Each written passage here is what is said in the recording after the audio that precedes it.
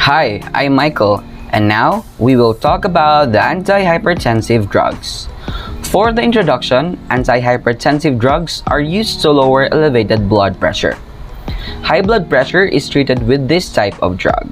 Several kinds of antihypertensive drugs are available, and they all function in a somewhat different manner to reduce blood pressure. Some of them help to eliminate excess fluid and salt from the body. The heartbeat may be slowed or relaxed with other types of this drug.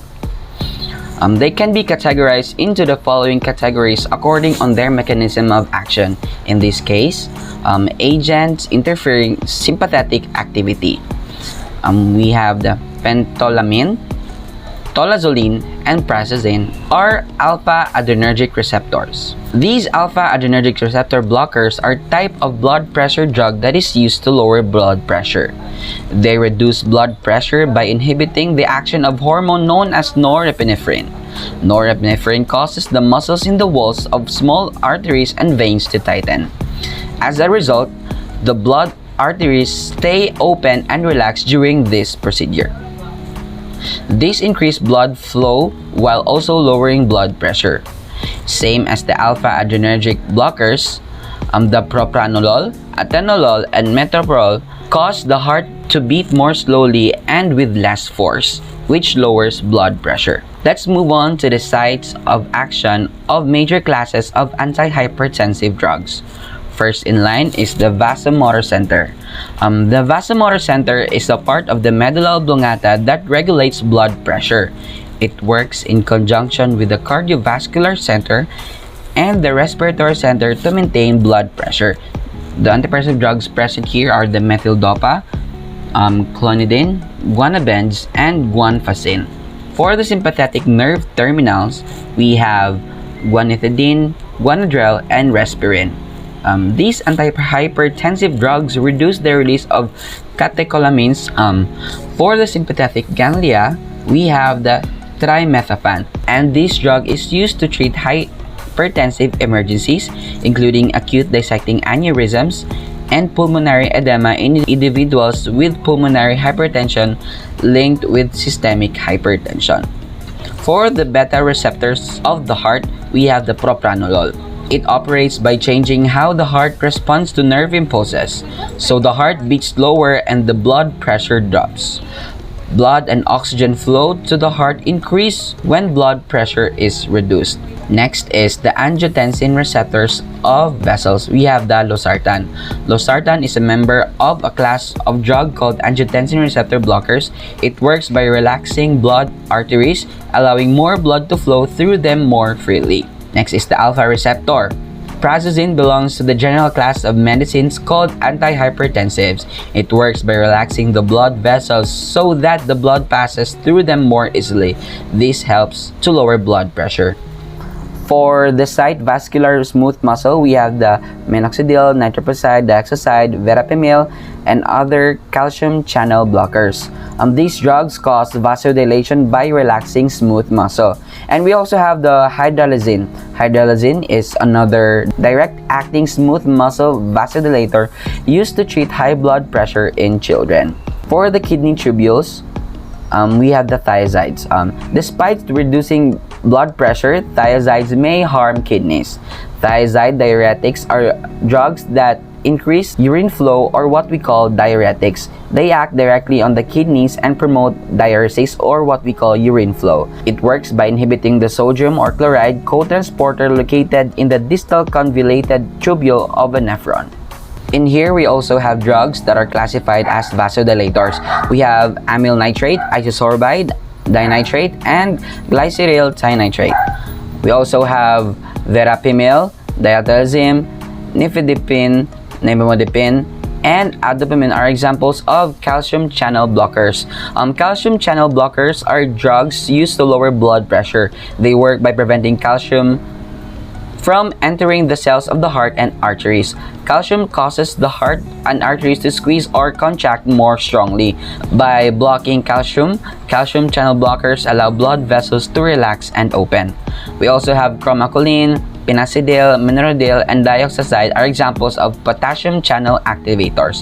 The use of potassium channel activators causes relaxation and vasodilation of the body.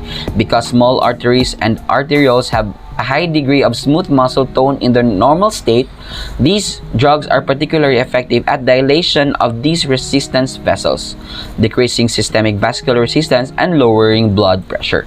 Nitroposide is an agent that works by raising the concentration of cyclic nucleotides. It is used to treat congestive heart failures as well as life-threatening high blood pressure.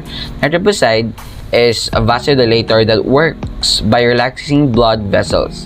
Nitroposide is also used to keep blood pressure under control during surgical procedures. The vasodilators also cover the ACE, which are the most commonly indicated medications in the treatment of cardiovascular and renal diseases, including the heart failure, acute coronary syndrome, nephrotic syndrome, diabetes, and hypertension.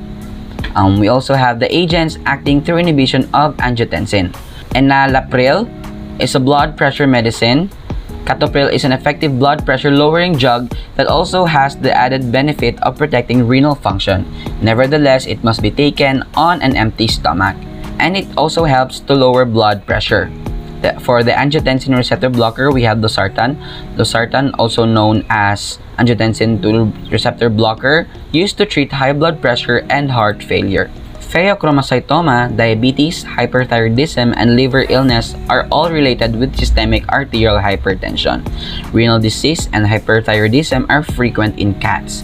Dogs and cats seldom get idiopathic hypertension. Pheochromocytoma, diabetes, hyperthyroidism, and liver disease are among conditions that are associated with systemic arterial hypertension.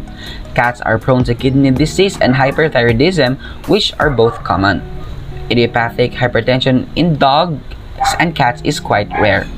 Glucocorticoids, mineralocorticoids, NSAIDs, phenylpropanolamine, sodium chloride, and even topical ocular phenylephrine may raise blood pressure. Capillary beds are damaged as a result of high blood pressure. Chronic high blood pressure may cause damage to the eyes, kidneys, heart, and brain. Middle-aged to older dogs and cats are more likely to have systemic arterial hypertension because of the associated disease. Because of the disorders that are connected with aging, dogs and cats in their middle age to senior years are more prone to develop systemic arterial hypertension.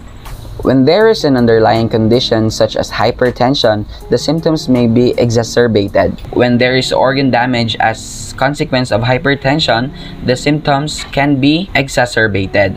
Ocular indications, particularly sudden blindness, are the most prevalent complaint, accounting for the majority of cases. If you believe that your pet has arterial hypertension, you should get their blood pressure examined more than once on the various days of the week to be sure. Whenever an illness associated with hypertension is discovered, blood pressure measurements should be performed as a preventive step. Let us now proceed to the overview of hypertensive therapy. Antihypertensive medication is recommended for animals suffering from severe hypertension or clinical signs associated with hypertension. Letter A. While some hypertensive situations require prompt therapy and close observation, most hypertensive animals respond well to oral therapy. The majority of hypertensive animals respond well to oral medication, while certain hypertension circumstances need immediate treatment and careful monitoring. Another indication that your pet is having a hypertension is their BP is usually high. Letter C. Patients with persistent hypertension or an organ damage should be addressed. Therapy aims to lower blood pressure. These medications are used to help relax the veins and arteries to lower blood pressure. Antihypertensive drugs for dogs and cats include these two. Usually one medicine at a time at low doses. The animal is observed for 2 weeks or more to see if a significant drop of BP has occurred. The most commonly utilized drugs are ACE inhibitors and beta blockers. ACE inhibitors are highly effective in lowering blood pressure by inhibiting the renin-angiotensin system, and they are also recommended as first-line medications in the treatment of hypertension. Next is the first hypertension medicine for dogs should be an ACE inhibitors. Amlodipine is the first-line medication for cats unless hyperthyroidism is present. A beta blocker like atenolol is used first for hyperthyroid hypertension. Amlodipine is a calcium channel blocker used for treating high blood pressure, most commonly in cats, in order to prevent damage to the kidneys, eyes, and brain. It is used in cats and dogs to treat high blood pressure, is off-label or extra-label. Beta-adrenergic blockers, especially atenolol, are often used to treat the hypertension that accompany hyperthyroidism, and they are particularly effective. Antihypertensive medications can cause hypotension. Blood pressure less than 90/60 mmHg is referred to as hypotension, also known as low blood pressure. Many patients may not show any signs or symptoms of this disease. In those instances when it does create symptoms, they are often unpleasant or disturbing and may include dizziness, fainting, lethargy, or ataxia are common symptoms. Appetite loss is another side effect, and other symptoms. In here, complementary therapies may aid but not significantly reduce BP. Moderate salt reduction recommended in all situations. While it is unlikely to lower blood pressure on its own, it may help. A number of processes are involved in the development of hypertension, including their inherent mineralocorticoid activity, activation of renin-angiotensin system, increase of vasoactive chemicals, and inhibition of vasodilatory system. And obese animals should normally lose weight.